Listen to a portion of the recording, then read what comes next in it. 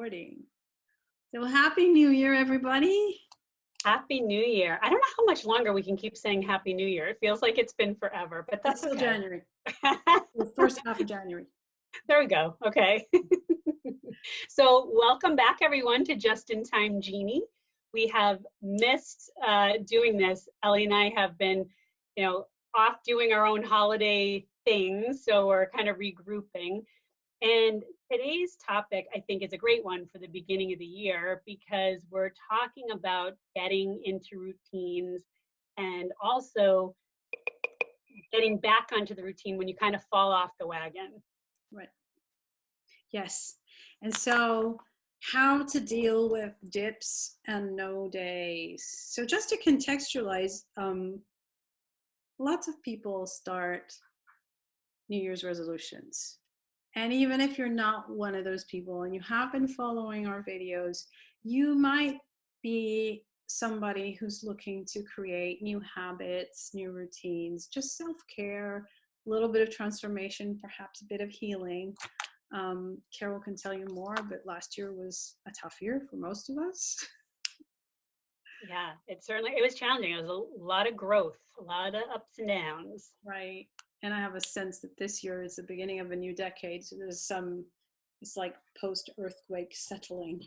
Oh yeah, there's definitely stuff going on. In fact, we're talking to on the Divine Breadcrumb, Dr. Michael Lennox, who master astrologer, and he really gets into the nitty gritty. So he's going to be giving us some, I won't say predictions because that sounds a little bit corny, but just what he's seeing with how the planets are and kind of what's happening energetically. Right. And that's one to keep in mind. So have a look at the Divine Breadcrumb podcasts that are about to come on. And Carol sing. But within that context, we just wanted to start with what happens on those days where we sort of fall off all the good intentions. We're too busy, or we've had a bad evening, or we're tired, and we just don't do it. The key thing we wanted to talk about here was self-compassion and the idea that, a bit like in meditation, just notice that you're not doing it. Notice how it makes you feel, and then set yourself an intention to start again. Yes, absolutely. And I think, even just to back up a little, when you're setting these goals or intentions, get clear on why you want to do whatever this is. Yeah. Is it really aligned? Because it's going to be so hard to be successful if, subconsciously this is not really what you want to do. Right. So I think, like Ellie was saying, having that compassion and just being, kind and easy and gentle with yourself. So that when you start something, let's just, diet's a big one with people, eating healthy. When you kind of fall off the wagon, just not overanalyzing it to death, kind of bless it, let it go, and get back on the wagon. And that's true of any of these intentions and goals, I think. Yeah. And also remembering, I'm going to bring in a little bit of my teacher self in here. Please do.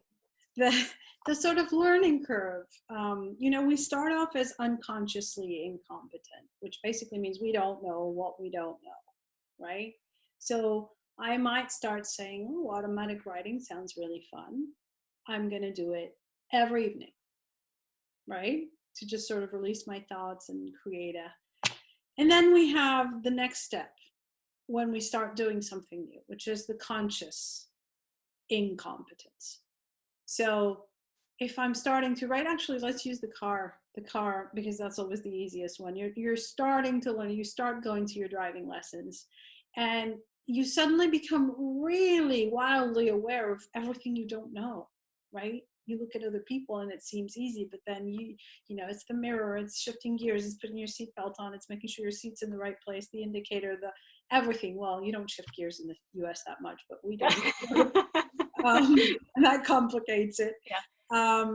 So you suddenly are aware, and it's overwhelming sometimes, right? So, if I can start with the automatic writing and I find I don't know what to write, or I'm writing 5 pages one day and one the next, I'm starting to judge it or whatever, just go gentle on it.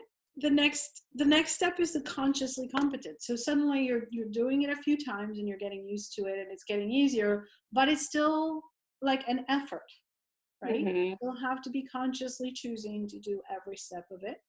This is what happens with every habit. Every diet is one meal choice at a time. And then there's the unconscious competence, where you get to a level where it's just happening because and it's automatic.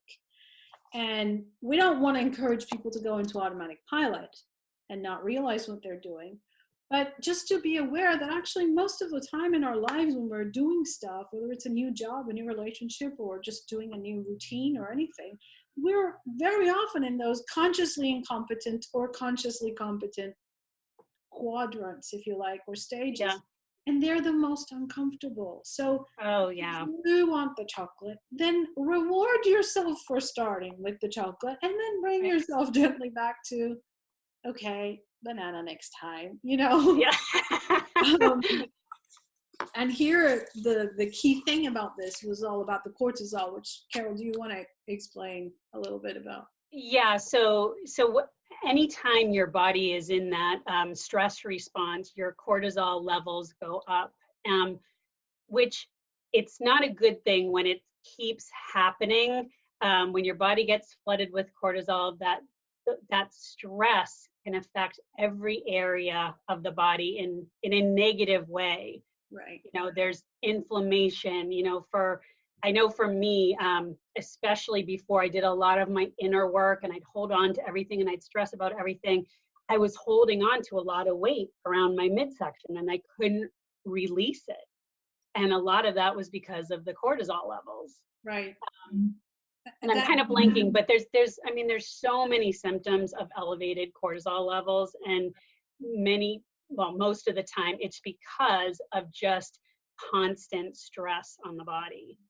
and that to link that to the sort of New Year's resolutions or healthier or new routines, sometimes we don't feel like doing something. So even if we've set the intention and we know it's good for us to go jogging, Yeah. we don't feel like doing it.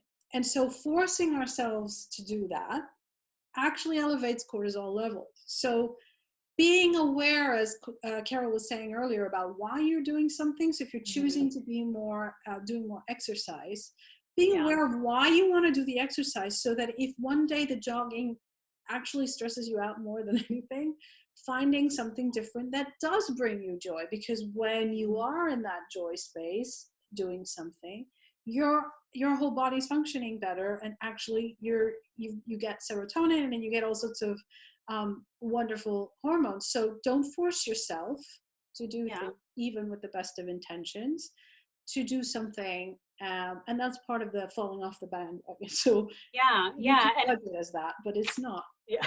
right? Well, right. And I think it's also important to remember how long it takes your brain Yeah. to form these new connections and these new patterns. So I know, I think, it used to be, 45 days. Now I'm hearing like 66 days before you're really in a pattern. And, as long as you keep doing it every day for those, let's just say it's the 66 days, that's where it just becomes, like you said, like that fourth quadrant where you don't even have to think about it. But in the beginning, I know Robin Sharma has a book, it's called the 5 a.m. Club, and he talks about this, that, in the beginning, it's messy, it's uncomfortable, and he's talking about a morning routine where getting up at 5 in the morning and, just that, I don't want to, and how hard it is. And then in the middle, you're kind of like, you're conscious that it's uncomfortable, but you're getting a little bit used to it. And then at the end, it's kind of this beautiful thing where your body just gets up automatically. So my point is just being patient with yourself, just being consistent with yourself. Um, and like we talked about, set yourself up for success. Don't set goals about things that, well, this person is running 5 miles a day, so I need to do that. Well, if that doesn't resonate, why are you doing that? you Right. know do something that feels right to you. It doesn't mean you're lazy, it just means you're where you find your joy and what is right for your soul is different. Yeah, call it a dip. We call it a dip in coaching when we're learning coaching. They always tell us there's going to be a dip in the 6 months of learning. And that's because there comes a point where the excitement of it goes and you start wondering, why was I doing this? And why am I putting myself through this? And what am I going to do with this? I don't even know where I'm going. And that happens with everything. So Yeah. just take it easy on yourself those days and find stuff that's going to give you joy and still sit with the intention you had originally, even if you feel like that you're not doing what you set out to do. Exactly, exactly. And in the next episode, we're going to be getting into some topics that will actually help with some of this, getting into visualization and automatic writing and things that get you thinking about, okay, what is the future me I want to see? Right. What do I want my life to look like? Who is the person I need to be to step into that life? Yeah. And then with the automatic writing, getting some downloads from your higher self, getting some just really high level wisdom Yeah. to help with all of this, to help you navigate your life. I want to say that next week's video is going to be sort of like walking into a toy room and having all sorts of toys to Yeah, hang on to that joy and be creative about yourself.